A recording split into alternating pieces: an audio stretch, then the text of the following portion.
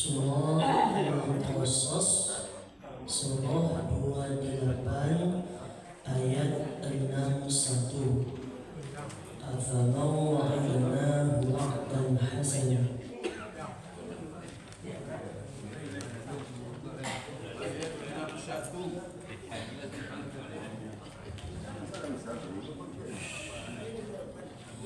Taqabbalallahu minna wa minkum taqabbal ya karim.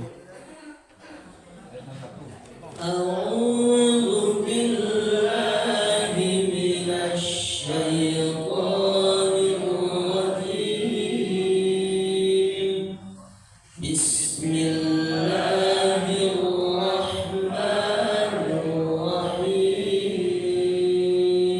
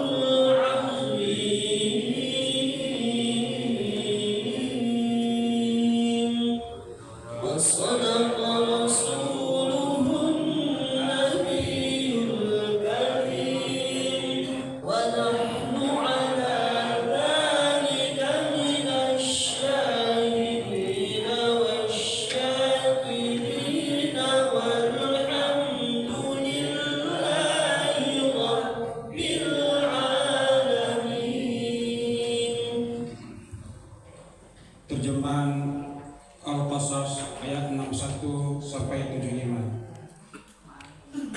Maka apakah sama orang yang kami janjikan kepadanya suatu janji yang baik atau surga, lalu dia memperolehnya, dengan orang yang kami berikan kepadanya kesenangan hidup di dunia ini, kemudian pada hari kiamat dia termasuk orang yang diseret ke dalam neraka. Dan ingatlah pada hari ketika dia Allah menyuruh mereka dan berfirman, di manakah sekutu-sekutu yang dahulu kamu sangka? Orang-orang yang sudah pasti akan mendapatkan hukuman berkata, ya Tuhan kami, mereka inilah orang-orang yang kami sesatkan itu. Kami telah menyesatkan mereka sebagaimana kami sendiri sesat. Kami menyatakan kepada Engkau terlepas diri dari mereka. Mereka sekali-sekali tidak menyembah kami. Dan dikatakan kepada mereka, serulah sekutu-sekutumu. Lalu mereka menyuruhnya, tetapi yang disuruh tidak menyambutnya. Dan mereka melihat azab. Mereka itu berkeinginan sekiranya mereka dahulu menerima petunjuk. Dan ingatlah pada hari ketika dia Allah menyuruh mereka dan berfirman, apakah jawabanmu terhadap para rasul? Maka genaplah bagi mereka segala macam alasan pada hari itu. Karena itu mereka tidak saling bertanya. Maka adapun orang-orang bertobat dan beriman serta mengerjakan kebajikan, maka mudah-mudahan dia termasuk orang yang beruntung. Dan Tuhanmu menciptakan dan memilih apa yang dia kehendaki. Bagi mereka manusia tidak ada pilihan. Maha suci Allah dan maha tinggi dia dari apa yang mereka persekutukan. Dan Tuhanmu mengetahui apa yang disembunyikan dalam dada mereka dan apa yang mereka nyatakan. Dan dialah Allah, tidak ada Tuhan yang berhak disembah selain Dia. Segala puji baginya di dunia dan di akhirat, dan baginya segala penyentuhan, dan kepadanya kamu dikembalikan. Katakanlah Muhammad, bagaimana pendapatmu jika Allah menjadikan untukmu malam itu terus menerus sampai hari kiamat? Siapakah Tuhan selain Allah yang akan mendatangkan sinar terang padamu? Apakah kamu tidak mendengar? Katakanlah Muhammad, bagaimana pendapatmu jika Allah menjadikan untukmu siang itu terus menerus sampai hari kiamat? Siapakah Tuhan selain Allah yang akan mendatangkan malam kepadamu sampai waktu istirahatmu? Apakah kamu tidak memperhatikan? Dan adalah karena rahmatnya Dia jadikan untukmu malam dan siang, agar kamu beristirahat pada malam hari, dan agar kamu mencari sebagian kemuliaannya pada siang hari, dan agar kamu bersyukur kepadanya. Dan ingatlah pada hari ketika Dia Allah menyuruh mereka dan berfirman, di manakah sekutu-sekutuku yang dulu kamu sangka? Dan kami datangkan dari setiap umat seorang saksi. Lalu kami katakan, kemukakanlah bukti kebenaranmu. Maka taulah mereka bahwa yang hak atau kebenaran itu milik Allah, dan lenyaplah dari mereka apa yang dahulu mereka ada-adakan. Maha benar Allah dengan segala firman-Nya.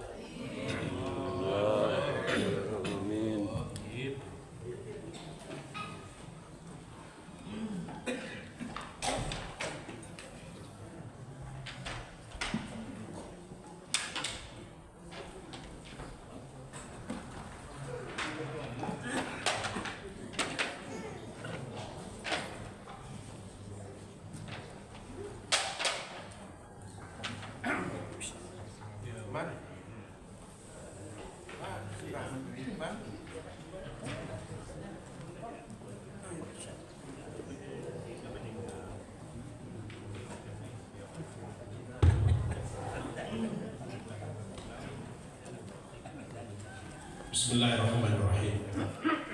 Assalamualaikum warahmatullahi wabarakatuh.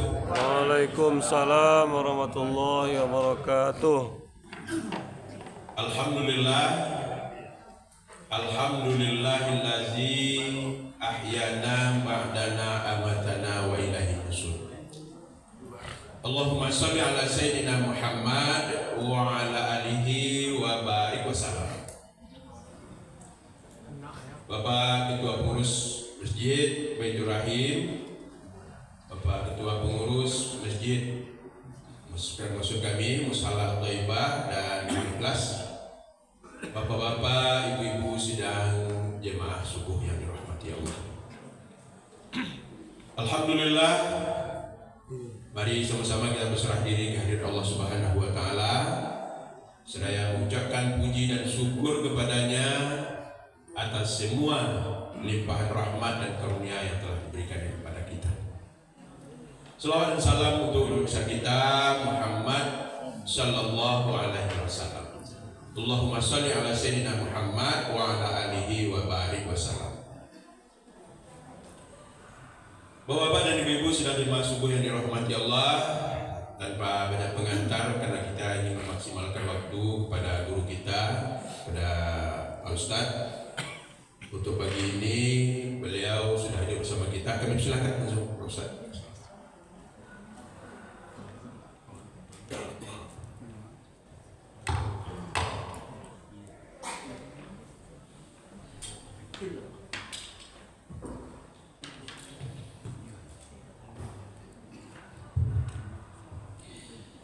Bismillahirrahmanirrahim. Assalamualaikum warahmatullahi wabarakatuh. Waalaikumsalam warahmatullahi wabarakatuh. Alhamdulillahilladzi anzalal Qur'an hudan linnasi wa bayyinatin minal huda wal furqan. Asyhadu an la ilaha illallah wahdahu la syarika lah wa asyhadu anna sayyidana Muhammadan rahmatan lil alamin. Allahumma salli wa sallim wa barik wa karim wa hadha an-nabiyil karim sayyidina wa habibina wa syafi'ina wa qurrati a'yunina wa maulana Muhammad sallallahu alaihi wasallam. Orang-orang tua-tua kita yang kita hormati dan muliakan, tokoh-tokoh masyarakat, alim ulama, nenek mama, cadik pandai, suluh pedang dalam nagari, kapai tampe batanyo, kapulang tampe babarito. Pengurus masjid, Pak Ketua bersama perangkat-perangkat tak dapat disebut satu-satu. Wabil khusus guru-guru kita, ustaz-ustaz kita, buya kita, imam kita. Mudah-mudahan dengan duduknya para alim ulama bersama awak pagi gini bertambah-tambah keberkahan subuh mubarakah itu. Amin. Ya Rabbal Alamin. Ibu-ibu yang juga ramai hadir, kita doakan kepada Allah, ibu-ibu yang hadir ini semuanya adalah perempuan-perempuan solihah. Amin. Ya Rabbal Alamin. Bapak Ibu jamaah yang dimuliakan Allah Subhanahu wa taala. Salat subuh habis itu disambung dengan bacaan Quran. Insya Allah mudah-mudahan iman kita pagi ini benar-benar lekat di badan kita. Amin. Ayun sa'ul iman. Bertanya Ikrimah. Ikrimah itu gurunya Abdullah ibnu Abbas, muridnya Ikrimah. Apa kata Ikrimah? Guru, ayun sa'ul iman, apakah iman itu bisa lepas dari badan kita? Abdullah ibnu Abbas mendapat pertanyaan itu, tiba-tiba menjalinkan jari jemarinya. Ikrimah, iman itu macam ini, kata Abdullah ibnu Abbas. Ketika engkau beribadah, ketika engkau beramal saleh, iman itu masuk ke badanmu. Dan ketika engkau berbuat maksiat, ketika engkau berbuat dosa, dilepaskan oleh Abdullah ibnu Abbas jari jemarinya. Imanmu seperti ini, lepas dari badan. Ketika engkau bertobat, ketika engkau beribadah lagi, ketika engkau mendekatkan diri lagi kepada Allah, imanmu masuk lagi. Begitulah agak-agaknya iman kita ini. Dan sesuai dengan hadis Nabi juga, iman itu yazid wa yanqus, naik dan turun. Nah, kapan iman kita tuh naik? Kapan iman tuh masuk ke dalam badan kita? Pagi inilah insya Allah. Andai matilah kita pagi ini Bapak Ibu, mudah-mudahan kematian kita benar-benar husnul khatimah. Amin ya Rabbal. Kenapa husnul khatimah? Karena tadi lepas sholat kita dibawa pula oleh imam kita, afdal dzikri fa'lam annahu la ilaha illallah. Bukankah mati dengan kalimat la ilaha illallah itu mati yang husnul khatimah? Apa kata Nabi? Man kana akhiru kalamih la ilaha illallah. Siapa orang yang mengakhiri hidupnya dengan kalimat la ilaha illallah, dakhalal jannah, dijamin masuk surga. Mudah-mudahan kita yang hadir ini semua matinya dengan la ilaha illallah dan besok dikumpulkan bersama dalam surga Allah. Amin ya rabbal alamin. Bapak Ibu jamaah subuh yang dimuliakan Allah Subhanahu wa taala. Apa kabar Bapak Ibu subuh boleh sehat semuanya? Alhamdulillah. Kaji kita pada subuh ini kita lihat satu kitab hadis namanya Sahih Bukhari. Ustaz, yo, jamaah tanya, ambo kamu balik kitab hadis Ustaz. Non paling rancaan kitabnya Ustaz, hadis Sahih Bukhari. Yang paling tinggi Sahih Bukhari, di bawah itu Sahih Muslim, barulah yang lain-lain setelahnya. Nah Bapak Ibu yang dimuliakan Allah, hadis yang akan disampaikan subuh ini ada dalam kitab Sahih Bukhari. Hadis ini diriwayatkan dari sahabat Nabi, nama aslinya Abdul Syam. Apa artinya tuh? Abdul hamba, Syam matahari. Lei elok nama tuh kira-kira indah, terdengarnya bagus. Siapa nama Abdul Syam? Elok terdengar, tapi maknanya tak baik. Hamba matahari. Ketika berkenalan dengan Nabi, ini orang maaf, inilah orang yang cerdas, yang pintar luar biasa. Bersyahadat itu 3 tahun sebelum Nabi Muhammad meninggal, tapi menjadi salah satu di antara 7 periwayat hadis Nabi yang paling banyak. Siapa namanya? Abdul Syam namanya. Lalu diganti namanya oleh Nabi menjadi Abdul Rahman. Aduh Pak Abdul Rahman siapa? Mana? Masya Allah. Belok. Abdul Syam lain tak ada? Nah, inilah cerdasnya orang-orang tua-tua kita dulu. Dia sudah tahu makna yang bagus dan makna yang tidak elok. Nama aslinya Abdul Syam, diganti oleh Nabi menjadi Abdul Rahman. Jauh sebelum Abdul Syam ada juga seorang sahabat Nabi namanya Abdul Ka'bah. Abdul hamba, Ka'bah, Ka'bah berarti hamba Ka'bah, diganti oleh Nabi namanya menjadi Abdullah dan bergelar, siapa gelarnya? Abu Bakar Siddiq. Abu Bakar Siddiq itu gelar. Nama aslinya dia kira ayahnya Abu Quhafah. Nama ayah Abu Bakar itu Abu Quhafah. Dia kira nama anak itu Abdul Ka'bah. Diganti oleh Nabi namanya menjadi Abdullah, hamba Allah. Sama sahabat yang satu ni macam tu pula. Namanya Abdul Syam, hamba matahari, diganti oleh Nabi namanya menjadi Abdul Rahman. Rahman itu pun nama Allah, hamba Allah juga artinya. Ini dalil boleh mengganti nama kalau nama itu tak baik maknanya. Ya Bapak Ibu yang ragu, anaknya kurang bagus namanya, diganti sekarang elok bagus sunnah. Tapi mengganti itu karena alasan makna namanya tak bagus. Di kampung aku ada seorang anak namanya raja. Saya namanya Muhammad Idris. Muhammad Rasulullah, Idris Nabi Allah juga. Tapi dek dari ketek damam-damam puyuh aja tarui. Akhirnya dibuat satu acara penggantian nama. Kini leh tahu Pak Ibu namanya siapa? Namanya kini Stephen. Jauh mana jatuh. Ini tak bagus. Dari yang bagus malah turun kepada yang tidak elok.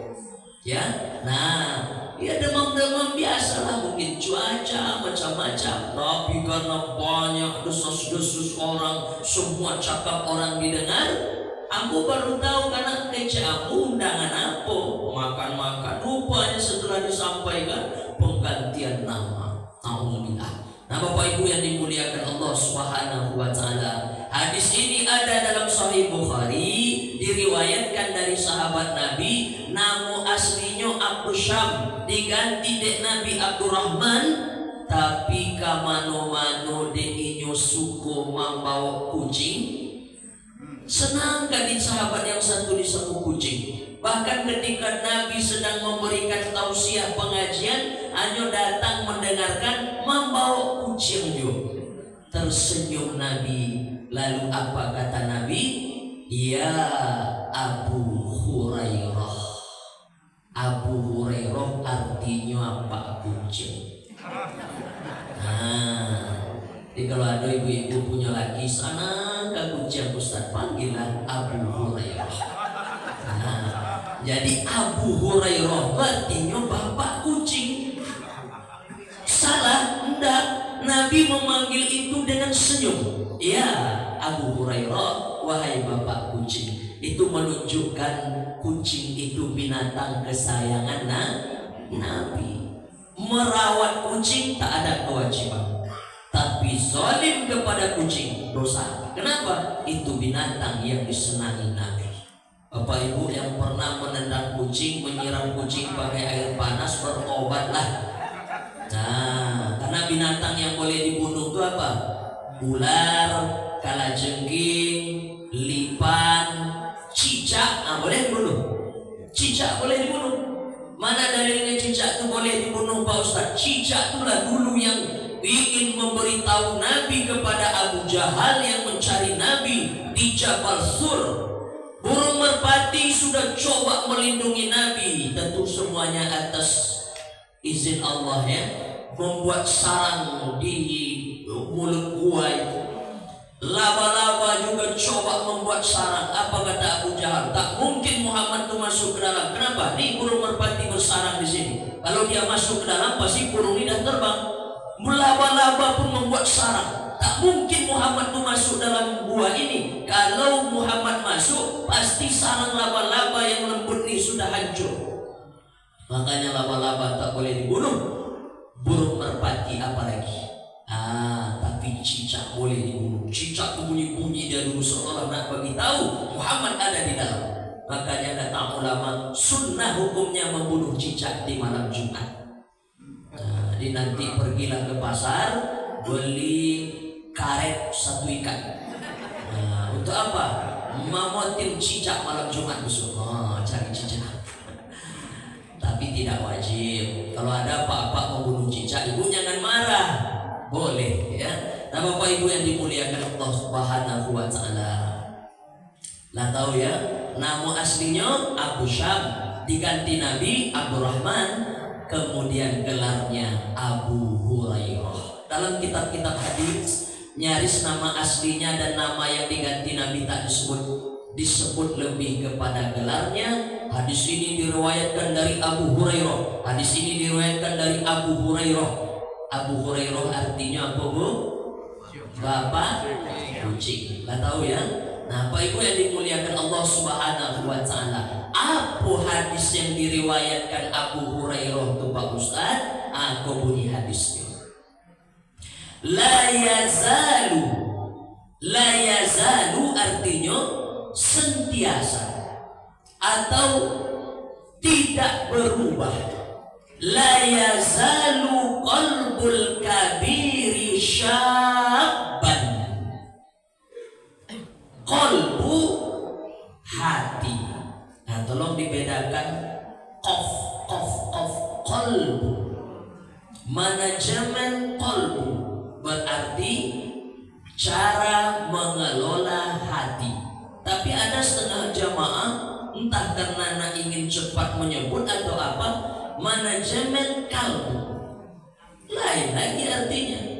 Kalbu artinya anjing. Tengok jauh bedanya. Berbeda huruf sedikit, walau terdengar agak mirip dalam telinga kita, tapi maknanya beda. Qalbu hati, kalbu anjing. Manajemen qalbu berarti manajemen hati. Manajemen kalbu cara melatih anjing. Nah, itu artinya. Nah, Bapak Ibu yang dimuliakan Allah, jadi hadis ini bukan kalbu tapi qalbu. La yazalu, akan tetap, tidak akan berubah. Qalbul kabiri syaban, qalbu hati, kabir besar, shagir kecil, kabir tua, shagir muda. Dalam hadis ini makna kabir di sini maknanya tua. Kita ulang balik. La yazalu qalbul kabir, akan sentiasa, maksudnya tidak akan berubah hati orang tua itu. Syaban, akan selalu muda. Jadi kalau kita terjemahkan agak rapi, hati orang tua itu akan selalu muda. Nah, itu artinya tubuhnya boleh tua, kulitnya boleh keriput, rambutnya boleh memutih, giginya mungkin boleh copot satu-satu, tapi hatinya syaban, akan selalu, tidak akan berubah, sentiasa muda. Loh, sampai di situ aja Pak Ustaz? Ada sambungan hadisnya. Kita ulang balik. La yazalu qalbul kabiri syaban, hati orang tua itu akan selalu tetap muda. Bisnataini, dalam dua perkara. Fi hubbid dunya wa tulil amal. Dalam hal apa orang tua itu hatinya akan selalu muda, tidak akan berubah? Yang pertama kata Nabi dalam hadis sahih ini, fi hubbid dunya, dalam cintanya kepada dunia, wa tulil amal, dan akan selalu panjang angan-angannya. Hadis ini menjawab kebingungan anak-anak muda menengok orang tua, dan menjadi alarm bagi kita Bapak Ibu supaya tidak lalai di usia kenapa hati saya ini tak pernah berhenti condong pada dunia. Makna yang tepat, hub itu bukan cinta. Ada orang menamakan hubbud dunia. Apa artinya? Cinta dunia. Tak salah juga, tapi makna yang lebih pas. Hub artinya condong.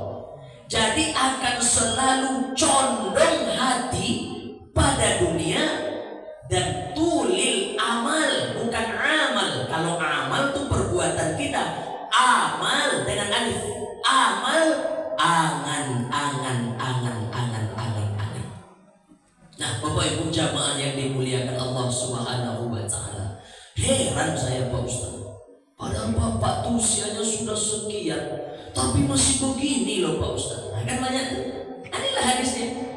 Ternyata yang tua itu hanya fisiknya, hanya badannya, hanya rambutnya, mungkin selera makannya mulai berkurang, tapi hatinya qalbul kabiri syaban bisnataini fi hubbid dunya wa tulil amal. Tapi cintanya pada dunia itu, condongnya pada dunia ini, dan panjang kandungannya tidak akan pernah berubah, tidak akan ikut tua, akan selalu muda.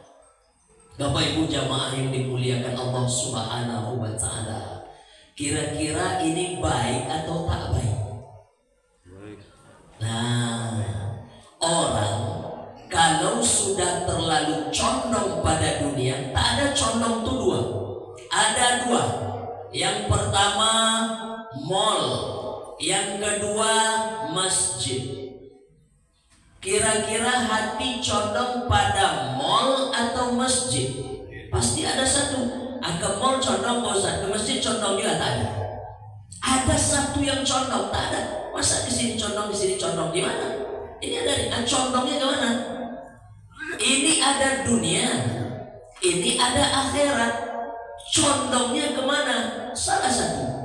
Ternyata kata Nabi dalam hadis ini, akan selalu condong hatinya hubbid dunya wa tulil amal. Efek dari condong pada dunia itulah dia tulul amal, akan selalu panjang angan-angannya.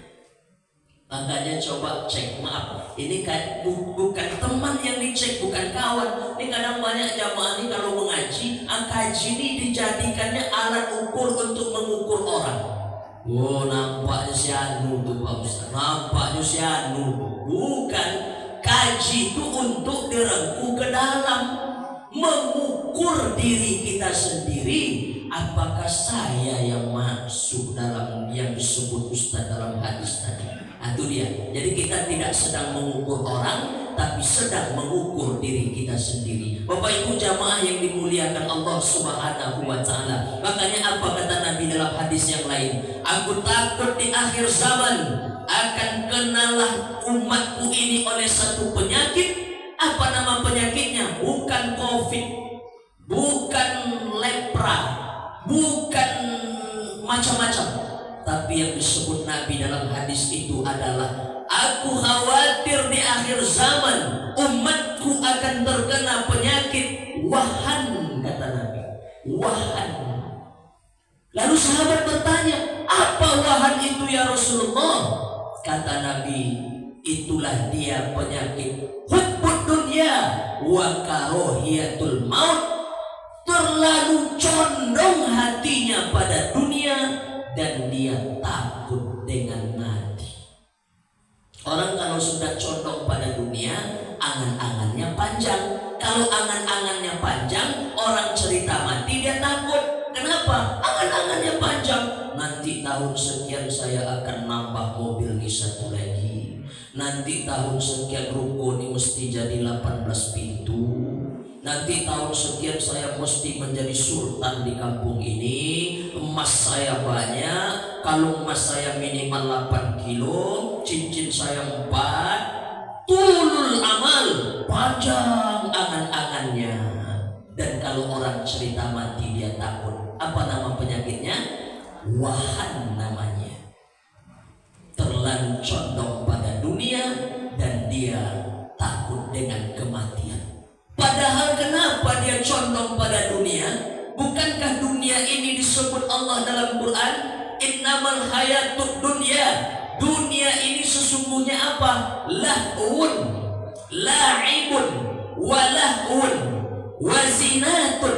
Tak lebih dari 3. Yang pertama senda gurau, yang kedua permainan, yang ketiga perhiasan. Saling berbangga-bangga. Isi dunia itu kan itu saja. Tapi tengoklah bagaimana dunia ini hakikat yang sebenarnya. Bukankah dunia ini macam bunga, kata ulama? Macam mana bunga? Tumbuh, kembang, mekar, layu, mati. Seperti apa? Dunia ini tak ubahnya seperti semut yang bertemu dengan segelas teh manis. Tengoklah kalau Bapak Ibu buat teh manis, maka semut akan datang mengerayangi, naik dia ke atas gelas, seolah-olah agak-agaknya dia merasa segelas air itu dapat dia minum. Tapi Tapi apa yang terjadi? Begitu kita tengok setengah jam sesudahnya, betapa banyak semut yang mati bergelimpangan di dalam gelas itu. Betul? Macam itulah orang memandang dunia. Dunia ini enak, dunia ini nampaknya berkilau, dunia ini luar biasa kelihatannya di pandangan kita. Tapi betapa banyak orang yang maaf stres, bahkan mati karena memikirkan dunia. Tapi hebatnya, dari dulu semut mati dalam gelas teh manis, sampai kini semut itu pun tak berubah.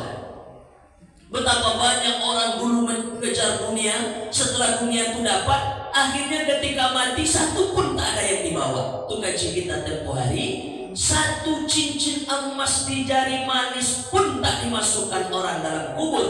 Tapi apakah orang berhenti mengejar dunia? Tidak. Makanya kata Nabi dalam hadis yang lain, andailah manusia itu diberi satu lembah, isi lembah itu adalah emas dan perak, maka mereka akan minta lembah yang kedua. Diberi lembah kedua, isinya perak dan emas, dia tidak akan merasa cukup, dia akan meminta lembah yang ketiga.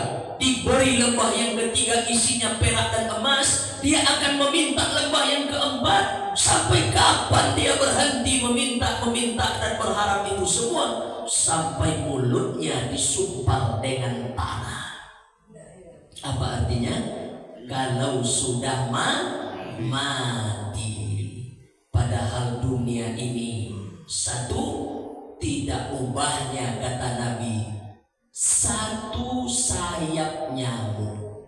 Sayap nyamuk dua. Dunia ini macam apa sebenarnya cuma dibandingkan dengan akhirat? Tak ubahnya selembar sayap nyamuk. Enggak dua, sayap nyamuk dua. Ini cuma satu sayap nyamuk. Bahkan di hadis yang lain Nabi sebut, pergilah engkau ke tepi lautan, kemudian ambil telunjukmu, lalu masukkan jari telunjuk itu ke dalam air laut, lalu angkat berapa tetes yang ada di telunjukmu itu. Ambo dulu setelah tahu hadis Pak, tahun 2008 awal kuliah dulu, makopai lambo ke pantai Pus, baat kiro-kiro, buat tes lah hadis, mau masukkan, buat angkat, lalu diginikan, 2 tetes pun lama menantinya. Artinya, berapa air yang menempel di telunjukmu kata Nabi dalam hadis itu? Pergilah engkau ke laut, kemudian masukkan telunjukmu ke dalam, kemudian angkat. Air yang menempel di telunjukmu itu, itulah nikmat dunia. Lalu samudra yang luas, lautan yang tak tahu kita tepinya, dalamnya jangan hendak diduga-duga, itulah nikmat akhir. Maka bagus ini nasihat untuk anak-anak kita. Nah, carilah dunia, silakan. Tapi asal engkau tahu, perbandingan dunia dan akhirat itu kata Nabi macam mana? Macam telunjukmu engkau masukkan ke laut, lalu engkau angkat, air yang menempel di telunjukmu itu, itulah nikmat dunia. Dan samudra yang luas, lautan yang tak tahu tepi dan ujungnya, dalamnya jangan hendak diduga-duga, itulah nikmat akhirat. Kalau engkau dapat dunia ini, jangan engkau sombong. Kenapa? Yang engkau dapat cuma 2 tetes. Sementara lautan yang luas itu nikmat akhirat. Kalau engkau tidak dapat dunia, jangan engkau stres, jangan engkau sedih, karena engkau hanya kehilangan yang 2 tetes saja. Makanya terakhir waktu kita habis, mengapa kita sampai tua sekalipun hubbi dunia wa tulil amal, tidak pernah berhenti condong hati pada dunia dan selalu panjang angan-angan itu? Kenapa? Kata Imam Al-Ghazali dalam salah satu kitabnya, karena 2 perkara.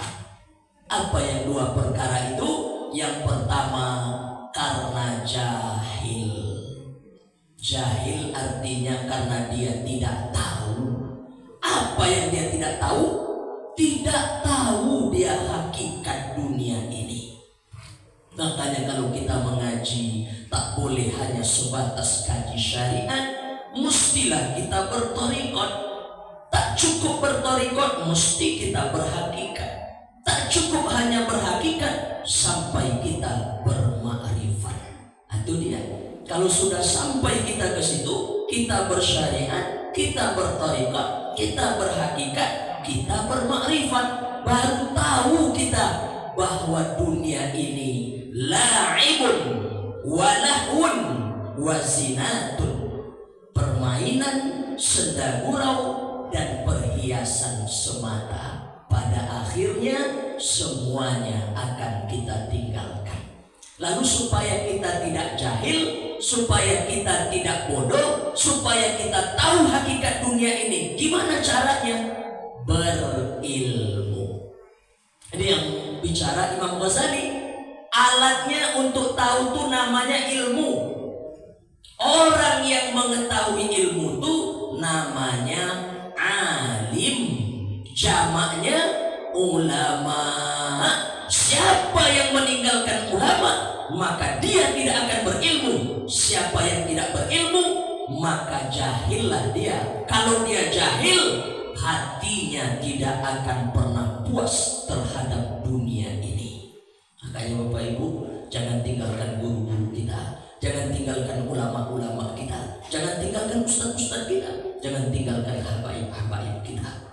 Satu, yang kedua, yang terakhir, kata Imam Ghazali, kenapa orang itu hubbid dunya wa tulil amal, tak pernah walaupun dia sudah tua, hatinya itu akan selalu condong pada dunia dan angan-angannya selalu panjang. Yang pertama karena dia jahil, yang kedua karena imannya lemah. Makanya ayat Quran yang pertama dalam surah Al-Baqarah itu apa dibicarakan?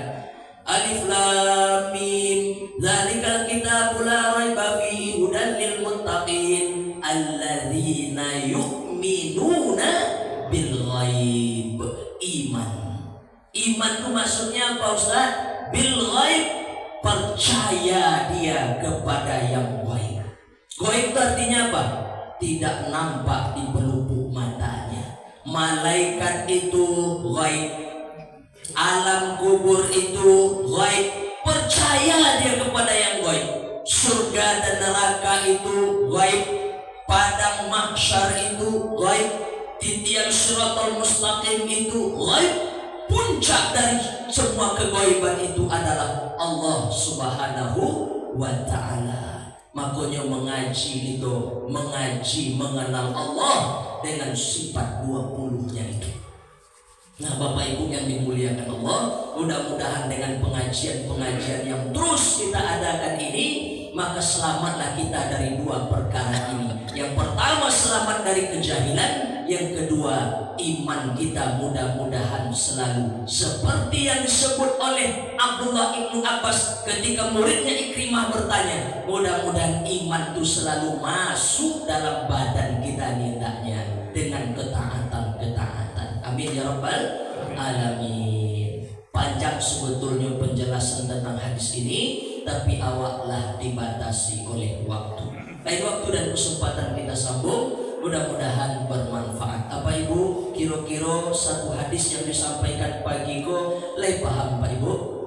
Alhamdulillah. Itulah yang dapat disampaikan pada subuh ini, mudah-mudahan bermanfaat. Terakhir kita doakan Bapak Ibu yang bersedekah subuh mubarakah gini kok, insyaallah sekali lagi aku sampaikan, itulah yang menjadikan kita besok dingin di hari kiamat. Tahta zulli sedekatihi, orang bernaung di padang mahsyar itu dengan sedekahnya masing-masing. Bapak Ibu yang sudah bersedekah pagi ini, itulah orang-orang yang dingin besok di padang mahsyar. Amin ya rabbal alamin. Itu yang dapat disampaikan subuh ini, mudah-mudahan bermanfaat. Kita tidak buka sesi tanya jawab sekarang. Kalau ada yang nak bertanya, nanti kita sambung cerita 4 mata, 6 mata, 8 mata sesudah makan dan minum kopi. Ya. Nanti yang dapat disampaikan mudah-mudahan bermanfaat. Al-Fakir Febi Afrian Chaniago, jumpa lagi di lain kesempatan. Subhanakallahumma wa bihamdika, asyhadu an la ilaha illa anta, astaghfiruka atubu ilaik. Akhirul kalam, billahi taufiq wal hidayah. Wassalamualaikum warahmatullahi wabarakatuh. Waalaikumsalam warahmatullahi wabarakatuh.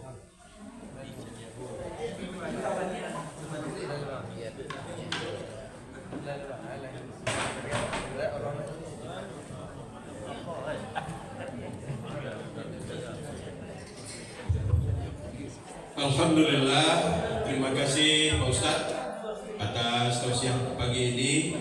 Mudah-mudahan menjadi iktibar, jadi pelajaran oleh kita untuk diamalkan. Amin ya rabbal alamin. Bapak-bapak dan ibu-ibu sidang jemaah subuh yang dirahmati Allah. Untuk agenda pagi kita telah memohonkan kesediaan beliau Pak Ustadz Baby Alfian Caniago untuk tetap mengisi jadwal subuh Sabtu Mubarak kita minggu pertama dan ketiga. Alhamdulillah telah beliau sanggupi. Jadi kita banyak berharap pada beliau nanti kiranya bimbingan atau binaan beliau terhadap ibadah kita. Jadi awak tak ceramah-ceramah lebih saja loh, akan menjadi kaji bosan. Akan menjadi kaji, maka mungkin nanti apa yang beliau sampaikan tadi, mungkin di luar ini nanti ada yang perlu kita pertanyakan dalam rangka memantapkan keimanan kita kepada Allah Subhanahu wa taala. Memperbanyak ibadah kita kepada Allah Subhanahu wa taala. Jadi di luar itu minggu kedua dan keempat itu tetap dengan guru kita beliau Al Ustaz Kaidir Jumin Al Imami. Juga hal yang sama kita bisa nanti menyangkut konsultasi ibadah yang memakan. Silakan saja nanti. Itu bapak-bapak dan ibu-ibu, alhamdulillah ada guru kita pagi ini, 2 guru yang kita apakan dan karena guru kita yang meninggal Pak belum ada banyak, sekarang beliau akan terisi. Kemudian informasi lain sambil mempersiapkan hidangan pagi. Pertama, informasi atas kemalangan yang dialami dengan meninggalnya menantu Pak Epi, keberangkatannya pagi ini dari Jakarta. Jadi nanti diperkirakan jam 7:30 atau jam 8 sudah sampai di rumah duka. Nanti insya Allah kita pun langsung ke pesantren. Oh, tidak mampir ke situ. Masya Allah, informasi terbaru ya. Ke Batu Sangkar langsung. Nah, jadi rumah duka yang ada di sini kemarin sudah kita kunjungi.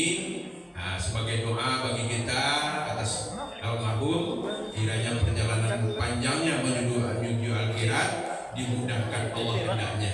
Dilepaskan dari segala siksa dan azab kubur. Amin, amin ya rabbal alamin. Kemudian juga ada informasi malam kemarin salah seorang jemaah kita Pak Haji Yunasil ya.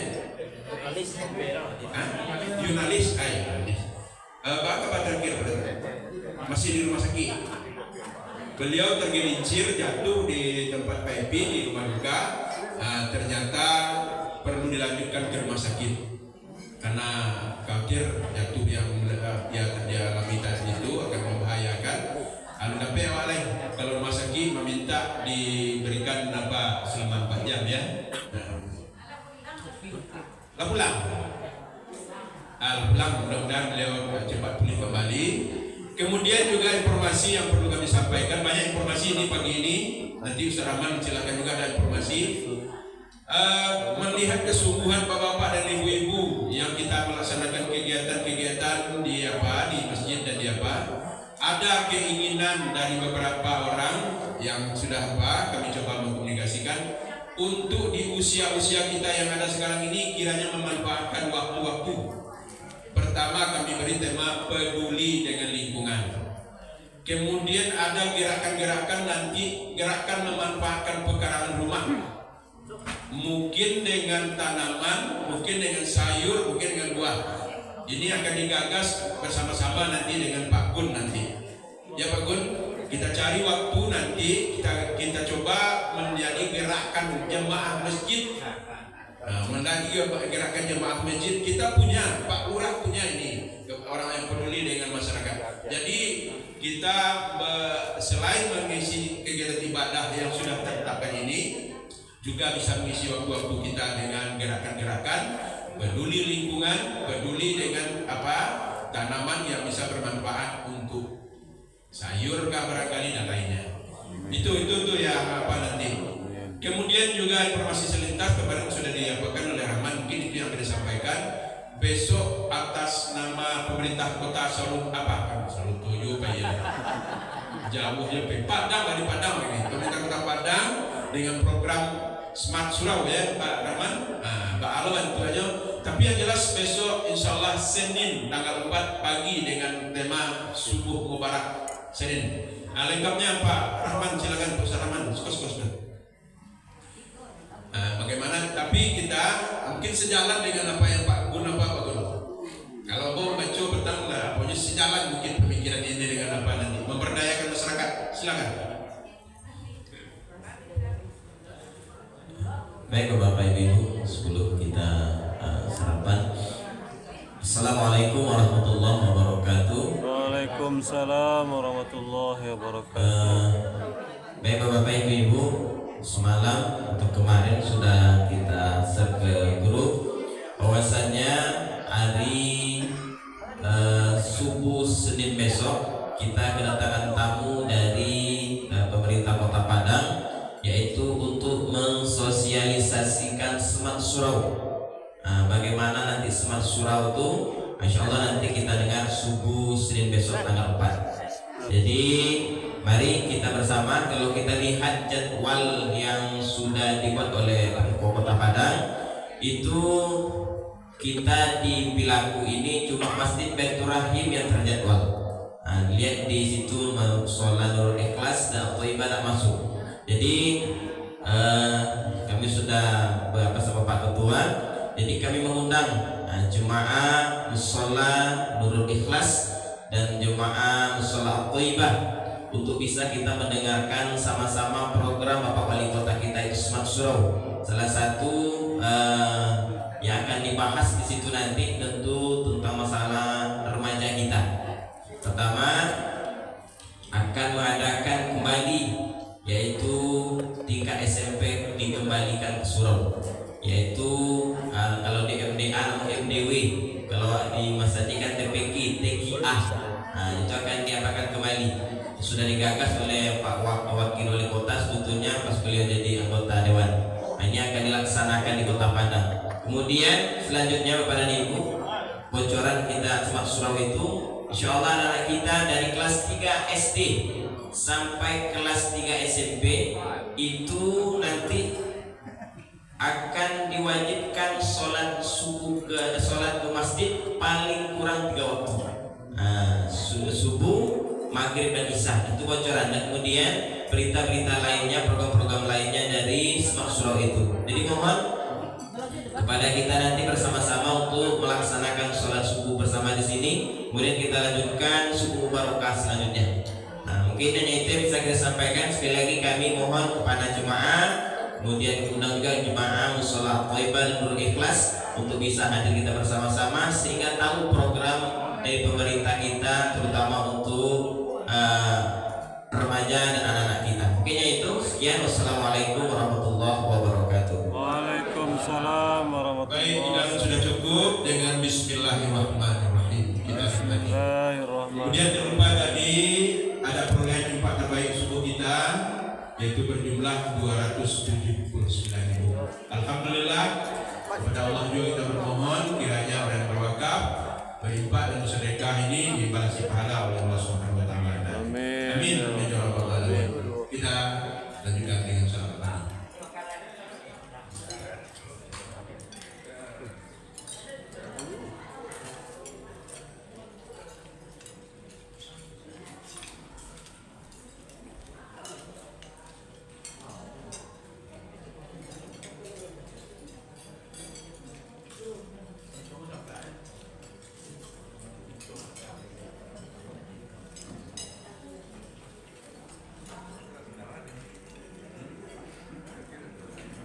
Alhamdulillahirabbil alamin. Assalamualaikum warahmatullahi wabarakatuh. Insyaallah Palestina merdeka, amin ya rabbal alamin.